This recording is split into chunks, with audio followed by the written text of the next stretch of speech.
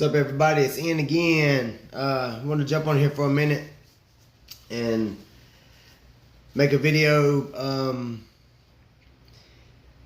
So each day we walk through this life, our mind is wired a certain way because of the way we were brought up, how we were raised, the people who influenced our lives. Because what we saw from babes all the way up to adults, we soaked as a sponge. We absorbed it and soaked it in. We wanted to be like our fathers, or we really loved our mom so much, so we looked up to them.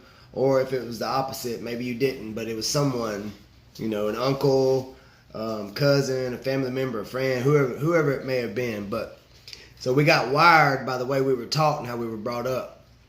So I wanted to share with you from Romans 12.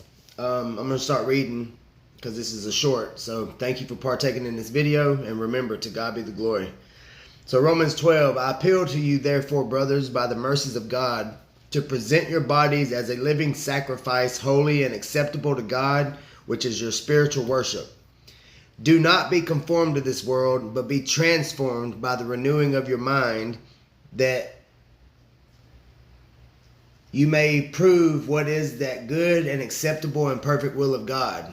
And in another version it says, by the renewal of your mind, that by testing you may discern what is the will of God, what is good and acceptable and perfect. We'll go on to 3. For by the grace given to me, I say to everyone among you not to think of himself more highly than he ought to think, but to think with sober judgment, each according to the measure of faith that God has assigned.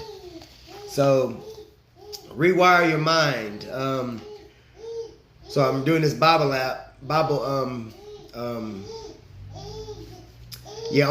app. I've lost my words for a minute. The replacement principle, the rewire principle, the reframe principle, and the rejoice principle.